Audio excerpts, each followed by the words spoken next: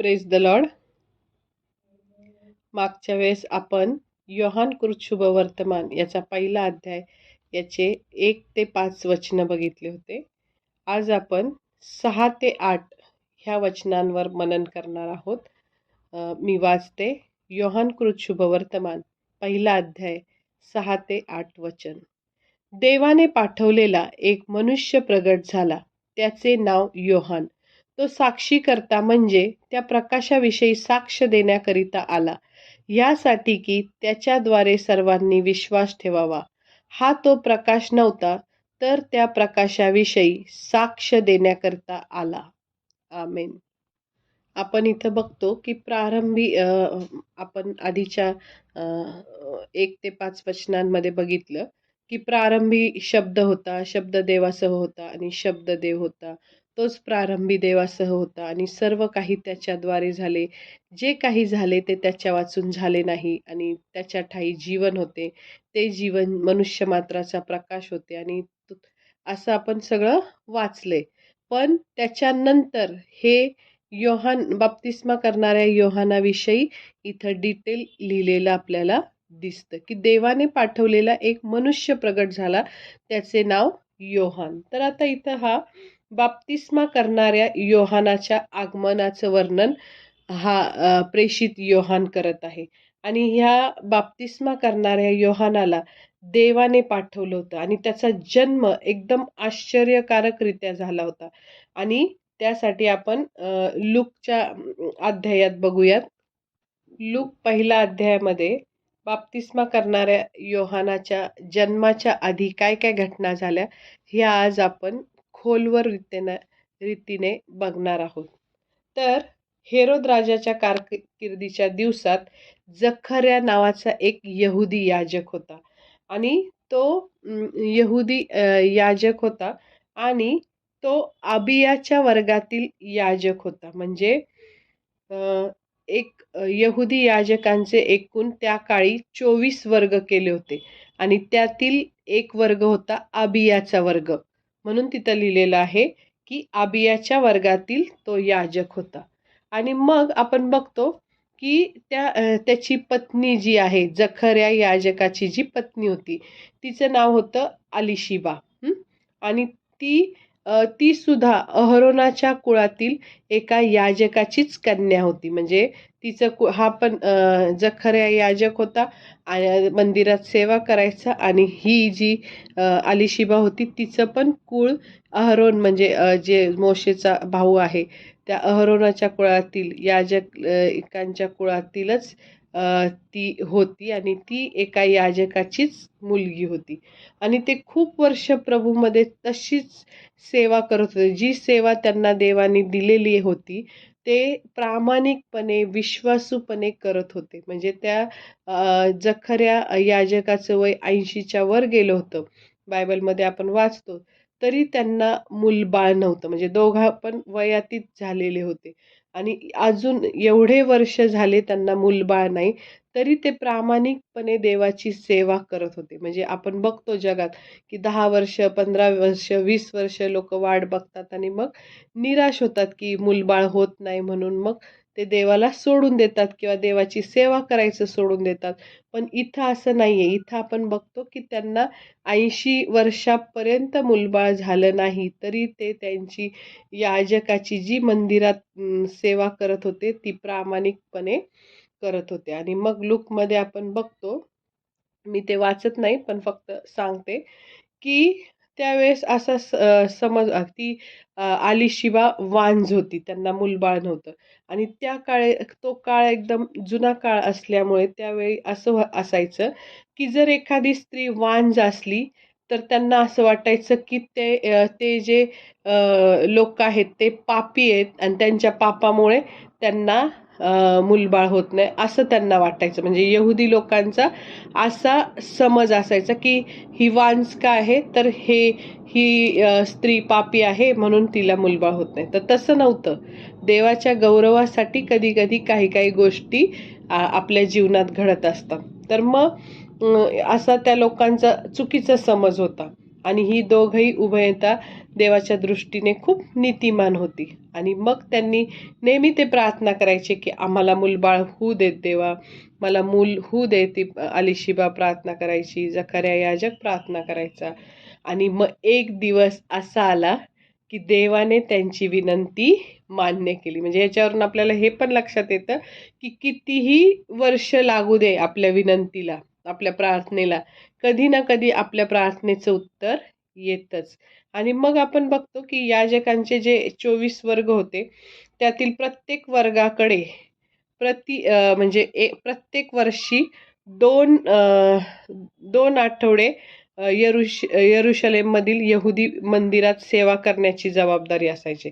म्हणजे 24 जे होते की नाही याजक वर्ग, याजक म्हणते 24 अबियाचा 24 याजकांचे वर्ग केलेले होते ना, यहुदी याजकांचे. आणि मग त्यातला अबियाच्या वर्गाला 2 सप्ताह त्या मंदिरात सेवा करायची जबाबदारी मिळालेली. तर मग त्यांना कशी सेवा करायची? मंदिराच्या अंतर्भागातील एका दालनात पवित्र स्थानामध्ये दररोज धूप जाळावा लागायचा.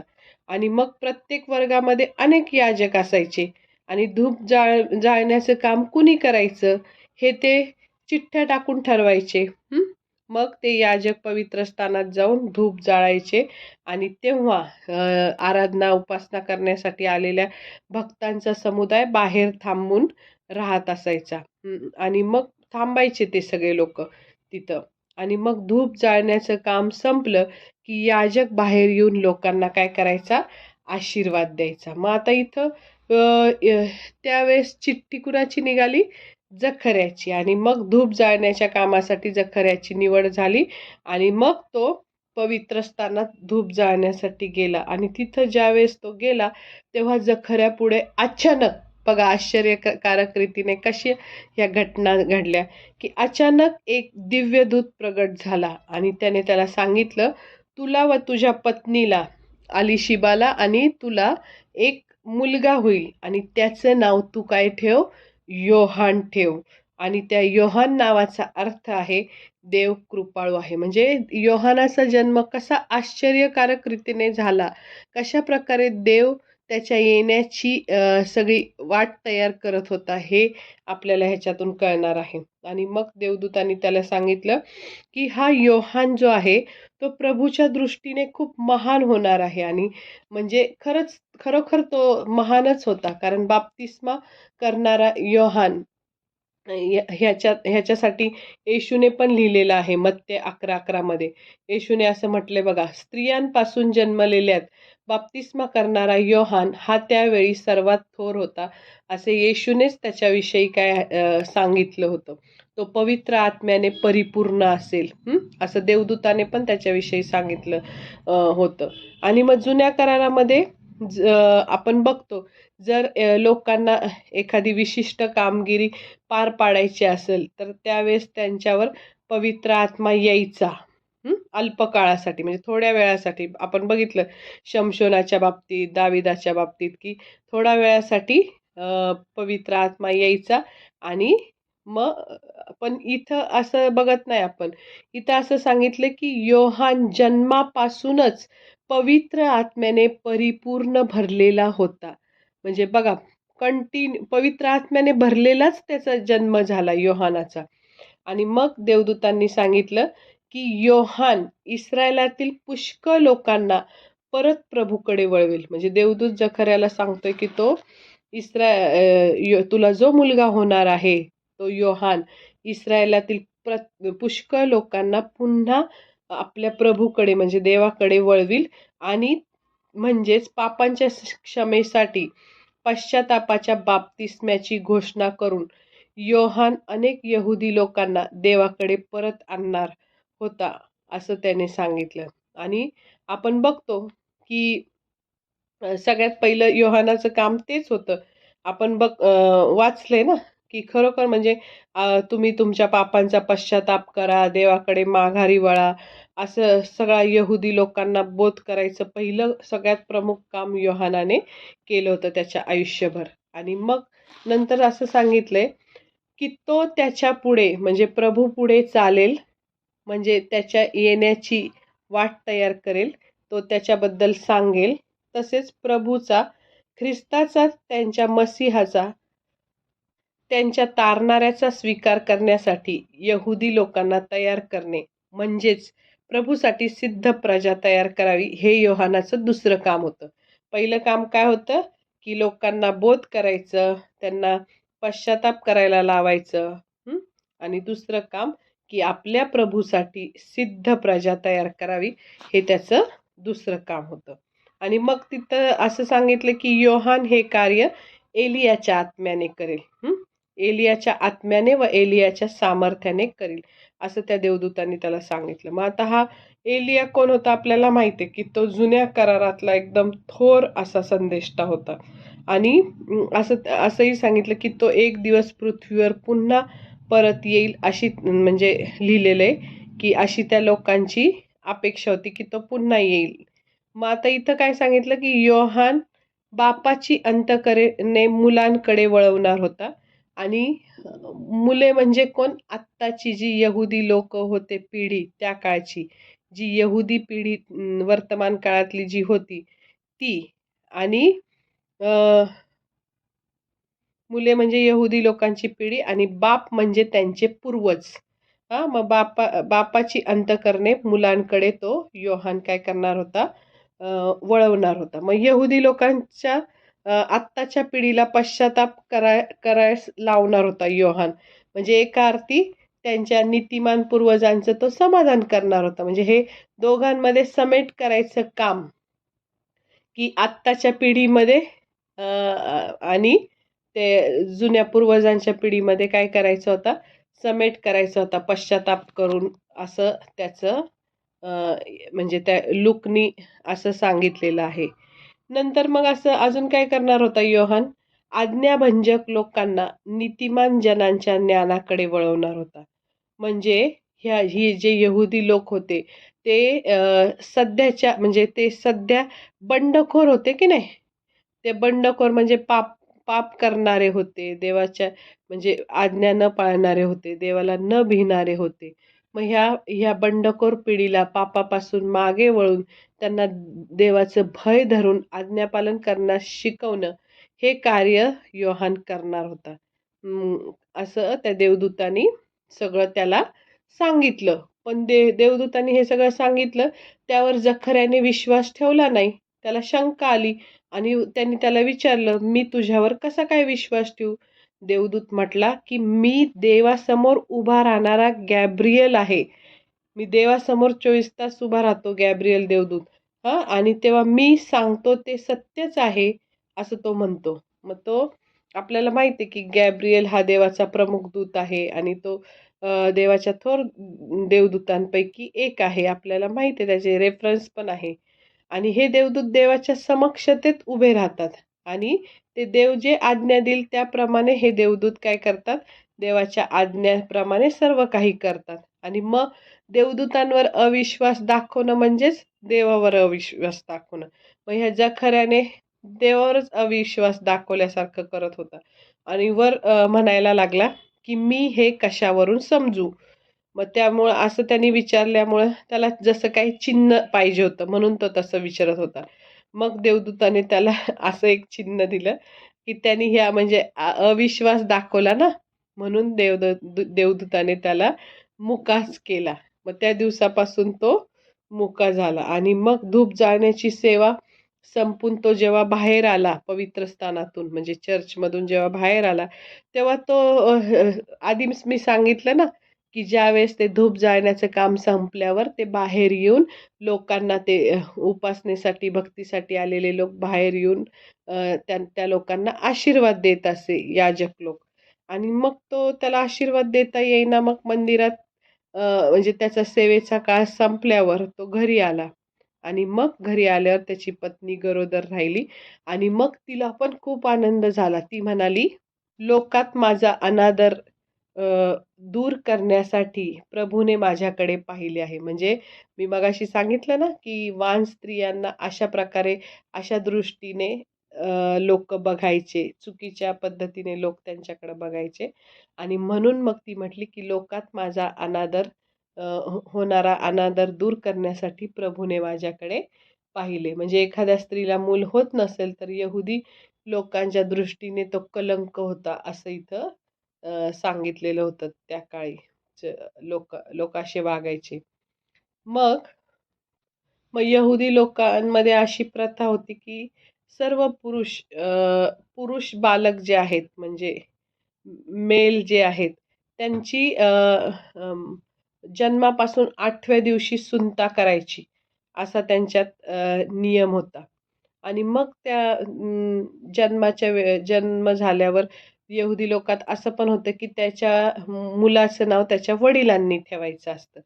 आणि मग अशी चालते म्हणजे परंपरा तिथं होती. मग आता जसं गॅब्रियल दूताचं दर्शन झालं पवित्र स्थानाच्या आत धूप जाळताना, तेव्हापासून त्याचे वडील काय झाले? मुके झाले. त्यामुळे त्यांना काही बोलता येईना. ते तसेच राहिले. आणि मग तेव्हा देवदूताने सांगितल्याप्रमाणे अलिशिबाला त्याचं नाव अलिशिबाने सांगितलं नाव ठेवण्याच्या वेळेस, की त्याचं नाव योहान ठेवायचं. आणि मग मुलाचं नाव योहानच ठेवायचं असं जेव्हा सगळे म्हणायला लागले, तेव्हा त्या जखऱ्याने पण मान हालून सांगितलं, हो, म्हणजे की ह्याचं नाव योहानच ठेवा. आणि त्याचं नाव योहान आहे असं त्याला काय दिलं, वही कागदावर त्यांनी लिहायला लावलं, की कारण तो मुका झाला ना. मग त्यांनी शब्द लिहिलं की ह्याचे नाव योहान आहे. असे शब्द लिहिले ना लिहिले, तेवढ्यात त्याला काय होतं, त्याची जीभ मोकळी होती आणि तो बोलायला सुरुवात होतो. आणि हे सगळं आश्चर्यकारक रीतीचं सगळ्या घटना झाल्या. म्हणजे तो पवित्र स्थानाच्या आत गेला. मग काय झालं, त्याला देवदूताचं दर्शन झालं. मग तिथून मुका होऊन आला आणि त्यांनी ते सगळं म्हणजे देवदूताचं ऐकलं, विश्वास नाही ठेवला म्हणून मुका होऊन आला. आणि ज्यावेळेस त्या हे म्हणजे योहानाचं नाव ठेवायची वेळ आली, ज्यावेळेस त्यांनी लिहिलं त्याच सेकंदाला की ह्याचं नाव योहान आहे असं लिहिलं, त्याच सेकंदाला त्याची जीभ मोकळी झाली आणि तो बोलू लागला, ह्याचं नाव योहान. मग त्यामुळं सर्व आप्तजन, शेजारी सगळे नातेवाईक म्हणजे सगळे लोक आश्चर्यचकित आणि भयचकित झाले की हे काय आहे? एकदम अद्भुत अशा परिस्थितीत ह्या योहानाचा जन्म झाला. म्हणजे सगळ्यांना कळलं की हे बालक काहीतरी वेगळं होणार आहे. हा बाळ काहीतरी साधारण बाळ नाहीये, हा वेगळा असा बाळ आहे आणि देवाने ह्या बाळाकडे विशेष कामगिरी सोपवली आहे. हे सगळ्यांना कळलं, सगळ्यांनी ओळखलं हे गोष्ट. म्हणजे देवाने त्याला एका विशिष्ट हेतूने म्हणजे त्या प्रकाशाविषयी साक्ष देण्याकरता पाठवलं होतं. प्रकाश म्हणजे कोण?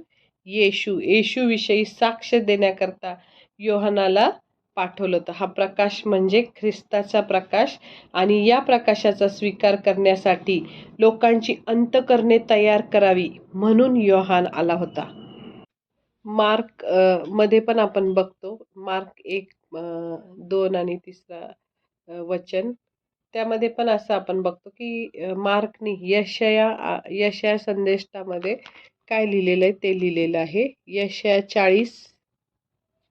यशया 40:3 घोषणा करणाऱ्याची वाणी ऐकू येते की अरण्यात परमेश्वराचा मार्ग सिद्ध करा, आमच्या देवासाठी रानात सरळ राजमार्ग करा, असं आपण इथं वाचतो. आणि मलाकी 3 अध्याय 1 वचन पण बघू आपण.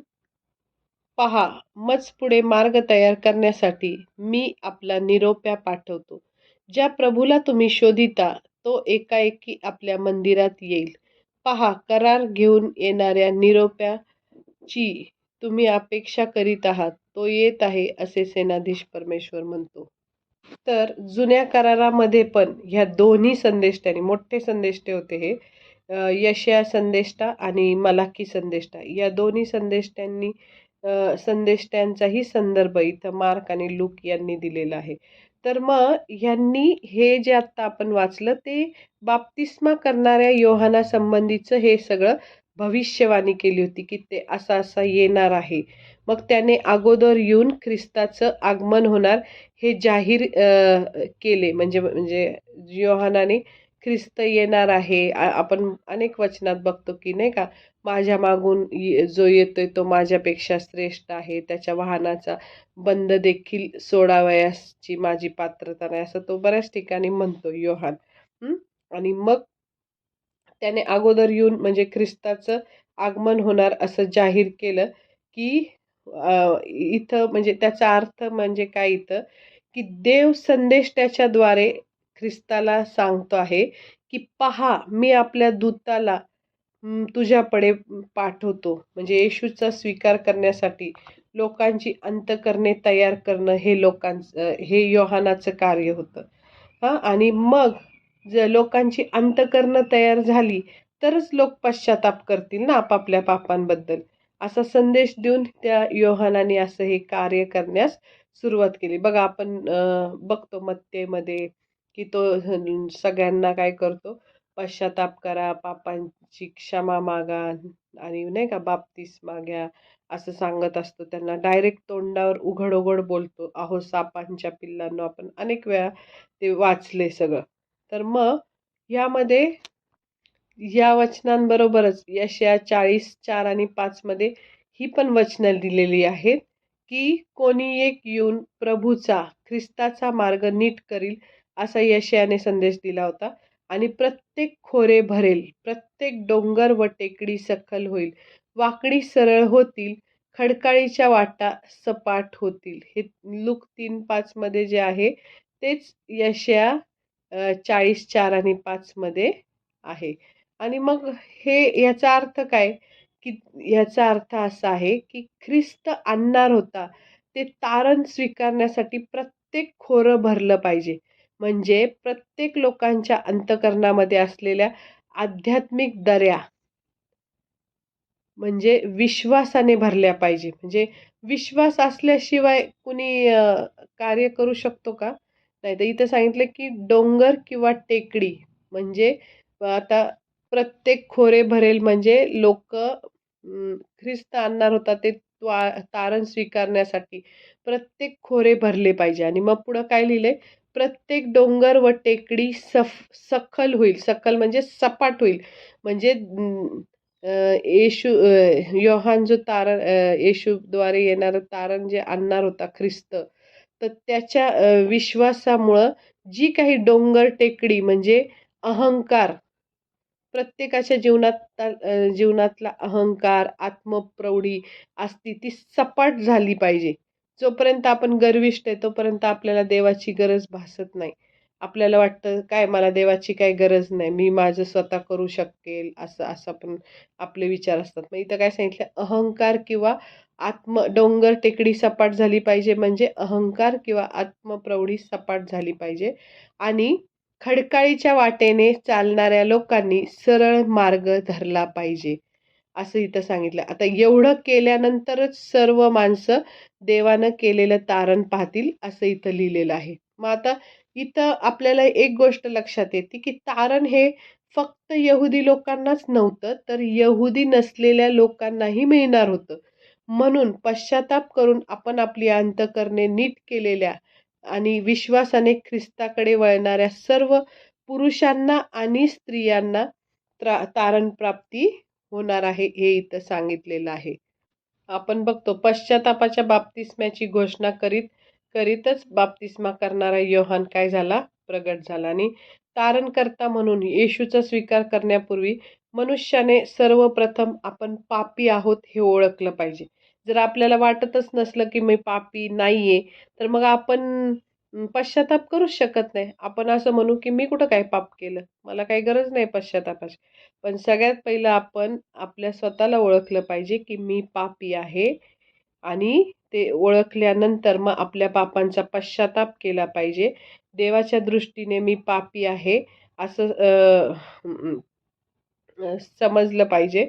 आणि जो स्वतःला पापी मानत नाही, तो असा म्हणतो की मला तर तारणाऱ्याची गरजच नाही. पण तसं नाहीये. तर इथं आपल्याला सांगितलं की एक देखील नीतिमान नाहीये. प्रत्येक मनुष्य पापी आहे. आपल्याला माहिती आहे रोम 3:9 आणि 10 वचनात लिहिलेले, की प्रत्येक माणसाला तारणाऱ्याची गरज आहे. म्हणूनच योहानाने सर्व लोकांना सांगितलं की पश्चाताप करा, कारण आपण जन्मापासून पापी आहोत, असं आव्हान केलं. आपल्या पापांची कबुली द्या, माघारी वळा. त्याने हा संदेश सगळीकडं दिला. पश्चाताप करा, कारण स्वर्गाचे राज्य आले आहे, जवळ आले आहे असं सांगितलं. आपण बघितलं की तो त्या प्रकाशाविषयी साक्ष देण्याकरता आला होता योहान. म्हणजे आश्चर्यकारक रीतीने त्याचा जन्म झाला. आणि प्रकाश म्हणजे कोण? येशू ख्रिस्त. येशू ख्रिस्ताचा प्रकाश जो आहे, या प्रकाशाचा स्वीकार करण्यासाठी लोकांची अंतकरणे तयार करावी म्हणून योहान आला होता, इथं असं लिहिलेलं आहे. आणि मग योहानाच्या द्वारे सर्वांनी ख्रिस्तावर विश्वास ठेवावा म्हणून योहानाने ख्रिस्ताची काय केली? साक्ष दिली. सर्वांनी म्हणजे सर्वांचं, म्हणजे यहुदी आणि यहुदी नसलेले असे सर्व लोक ख्रिस्तावर, सर्व जे लोक ख्रिस्तावर विश्वास ठेवतात त्यांचं सर्वांचं तारण येशू ख्रिस्त करतो, असं इथं लिहिलेलं आहे. तर आज आपण ह्या 2 वचनांवर मनन केलं की तो हा 8व्या वचनात काय लिहिले? हा तो प्रकाश नव्हता, तर त्या प्रकाशाविषयी साक्ष देण्याकरता आला होता. म्हणजे आपण आज बघितलं की कशा प्रकारे त्याच्या आई वडिलांचं जीवन कसं होतं, कशा प्रकारे अद्भुत रीतीने देवदूताद्वारे जखऱ्या याजकाला कसं देवदूतांनी निरोप दिला. मग कशा प्रकारे त्याने विश्वास ठेवला नाही म्हणून तो मुका झाला. मग कशा प्रकारे त्याने नाव लिहिल्यावर त्याच्या म्हणजे तो पुन्हा बोलू लागला. अशा प्रकारे आपण अनेक वेगवेगळ्या घटना त्याच्या बाबतीत बघितल्या. जुन्या करारामध्ये कशा प्रकारे त्याच्याविषयीचं सगळं लिहिलेलं आहे. मलाकी संदेश त्याने, यशया संदेश त्याने. अशा प्रकारे आपण ह्या सर्व गोष्टी डिटेलमध्ये बघितला. तर हा तो प्रकाश नव्हता, तर प्रकाशाविषयी साक्ष देण्याकरता, म्हणजे येशूविषयी साक्ष देण्याकरता आश्चर्यकारक रीतीने योहानाचा जन्म झाला. आणि मग नंतर आपण पुढं बघतो की तो टोळ व रानमध खायचा, तो आपले गोनपाटाचे वस्त्र नेसायचा, तो रानातच राहायचा आणि देवाची सगळी सुवार्ता सांगायचा. तो पवित्र आत्म्याने परिपूर्ण होता. हे सगळं आपण त्याच्याविषयी बघितलं.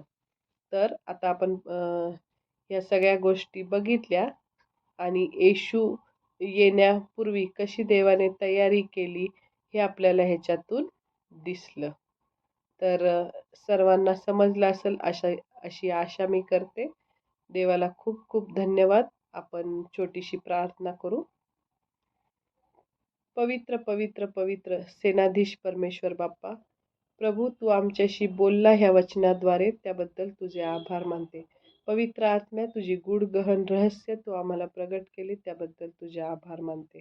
विशेष करून ऐकणाऱ्या प्रत्येकाला तू आशीर्वादित कर आणि अजून तुझं जे काही गूढ गहन रहस्य समजण्यासाठी प्रत्येकाने तुझा शोध घ्यावा म्हणून प्रत्येकाला प्रभू तू सहाय्य कर, मदत कर आणि प्रत्येकाला तू आशीर्वादित कर. इथून पुढची सर्व वेळ तुझ्या पवित्र हातात सोपवते. ही सर्व प्रार्थना धन्य तारणारा प्रभू येशू ख्रिस्त याच्याच गोड आणि गौरवी नावात मागते. म्हणूनच हे यहोवा पित्या, तू ही प्रार्थना ऐक. Amen. Thank you. God bless you.